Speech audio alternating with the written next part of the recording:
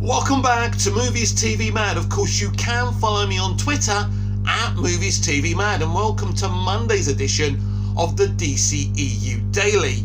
Did James Gunn's Peacemaker finale sell out Zack Snyder's Justice League? This is what a lot of Snyder fans are saying. But why are they saying this? Here at Movies TV Mad, we like to present both sides of the story. So I was very excited to see most of the Justice League in the Peacemaker finale. But Snyder fans are saying that they were treated as a parody, as a joke. The fish fucking joke was offensive to some Snyder fans. James Gunn is all about the little guy, the little superhero comic book characters that nobody talks about. So what he did here was say we didn't need the Justice League to save the day. Here's the thing. If Darkseid was there, Peacemaker wouldn't stand a chance. Against this enemy, Peacemaker and his team, some of them from Task Force X, were able to deal with this threat, but they would not be able to deal with someone on the level of Darkseid or Brainiac. That's obvious. You would definitely need the Justice League in those terms. But the way he represented the Justice League in terms of Aquaman and the Flash was that a betrayal of Zack Snyder's characters and the way he developed them and presented them on the screen. It's clear that Zack Snyder wouldn't have done this, wouldn't have approved of this, but Zack Snyder has had swearing in some of his movies.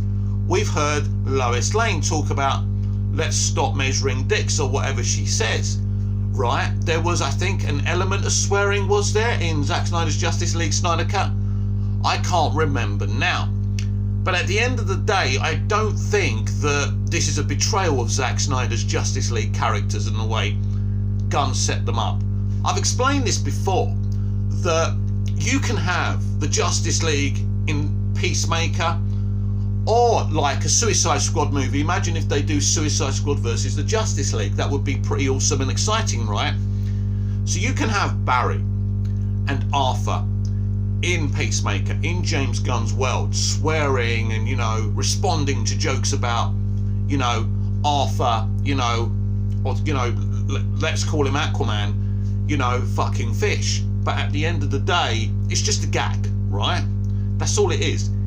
And it's a way for James Gunn to say, well, my Peacemaker, my Suicide Squad is also part of this world. And I think that's not offensive. Now, I know some people are looking at it as offensive, but it's not offensive to me.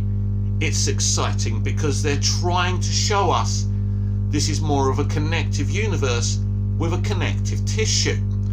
So there's nothing to be offended about. I think most fans can see that legitimately. But I think there's always going to be people to use things to their advantage. And their advantage is finding chinks in the armour of Warner Brothers and their multiverse strategy. Because they believe if the Flash movie fails and that multiverse strategy fails, then Zack Snyder will be coming in on his white horse and he'll be running the entire DCEU. I don't believe that's possible. If the multiverse strategy fails, they will go to Matt Reeves. Well, you've got an Earth 2. You can run the whole thing, mate. Everything is run via your Earth 2. That's it. Give us a Superman. Give us a Flash, and he'll do it the Matt Reeves way. What's ironic about Matt Reeves, a lot of his narrative storytelling values are very similar to Zack Snyder's narrative and storytelling values. That's why I find the thing kind of amusing in a way, where Matt Reeves has been given kind of the key to Warner Brothers and Zack Snyder hasn't. And it's interesting how the opinion of Zack Snyder is very different to Matt Reeves. But hey, I think that Matt Reeves is maybe a little bit more charming than Zack, and he knows how to do things without upsetting people. But also, Zack Snyder has a reputation within the fan community. I think Zack Snyder is a gentleman. I think Zack Snyder's a genius. I think the way he uses CGI, computer generated, technology, as a paintbrush is beautiful. I also think his DCEU films are fantastic. I personally don't have a problem with Zack Snyder, and I didn't have an issue with him finishing his arc or continuing to run the DC Extended Universe. I have explained to you all why it didn't work out with Warner Brothers, because they wanted a mainstream franchise that made MCU money. Zack's universe was never going to make that kind of money or get that kind of general audience love. But what he was doing made perfect sense, and he was doing a story of gods and monsters on Earth, and what would the reality be, in the world that we live in, if that happened? And Zack Snyder did a very good job, and just because general audiences don't like something, it doesn't mean you bin it. But Warner Brothers are a business, and they want to make top dollar. But you could argue, why bring the man in the first place when you know what he's going to do? Why? Because Christopher Nolan was charged with running the DCEU at the beginning.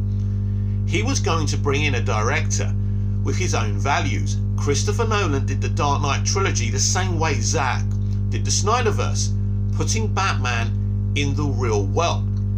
And they're his values. So that's why Zack Snyder was there. That's why J.J. Abrams wasn't brought in, because J.J. Abrams has different values, got a lot of time. For J.J. Abrams as a writer and a director, when someone creates Lost, co-creates Lost and creates Alias, you show them love and respect because it proves they're a genius. It's a shame that he's become more of a businessman now rather than a filmmaker, but hopefully he gets that back into his career. But going back to Zack Snyder should have a place at DC in his own little kind of earth, his own little powder keg where he can do whatever he wants, because he is an artist, he is great, he did make great DC movies as far as I'm concerned. But going back to James Gunn, I don't believe that James disrespected what Zack did. All James did was put those characters as a little cameo. They're barely there for a minute. Let's be honest, it works. It's a great cameo. He couldn't use Cavill. He couldn't bring Cavill in. He couldn't bring Gadot in. Their scheduling wasn't right. They couldn't be there. It's as simple as that. In terms of Cyborg and Batman, we don't know specifically, but we pretty much know why they're not there. We'll find out about their futures when we watch the Flash movie, and that's okay. But in terms of the question, did he disrespect what Snyder set up? No, because you can bring these DC characters into your world and use them in a way with your tone and your point of thinking, and your point of view, and that's okay. That's not disrespect. That's not what James was attempting to do. James brought them there to say, my characters, the little characters, were able to save this day. And Justice League, this kind of, I suppose, this superheroic police force got there too late. And they were, Peacemaker's going, you got there too late, fuck buckets. Because he's a bit of a rebel and he doesn't like authority, in a way. So it's okay. And the joke about Fish, it's just a rumour. It's just a fun rumour within that narrative and within that universe. It's funny, and Barry going, it's not a joke, as a joke, and then, Arthur saying, fuck off, Barry. It's great. It works. It's a quick little cameo. It's not controversial at all. Now, some people will try and create controversy out of that situation. I don't believe there is any controversy to be had from it, because at the end of the day, it's just a bit of fun. That's it. And I think most of the people watching it saw it as that. Ultimately, the audience and critics have loved Peacemaker. This is what happens when you bring in James Gunn to DC. He does something from his own point of view, with his own vision, and it works. He's not changing the entire DCEU. This is how he did Peacemaker, with gags, with serious kind of issues raised about the environment, about believing in science or not believing in science. It was an interesting piece. I can't wait for Peacemaker season 2. But he's not changing the whole universe. This is what the worlds of DC is. That's what the vision of Walter Hamada was from the beginning. The worlds of DC. universes within a universe, and that's fun and that's great. But he's not going to change the DCEU into the MCU. But in his world, there are gags, there are silly jokes, there are rumours about Aquaman fucking fish, and that's okay. This has been the DCEU Daily. I am Mick, your host with the most. Just ask your girlfriends and your wives. Like, share, comment, subscribe, hit the notification bell so you never miss this perfection, and I'll see you again later on with even more DCEU Daily here on Movies TV Mad. Until then, goodbye, au revoir, auf Wiedersehen.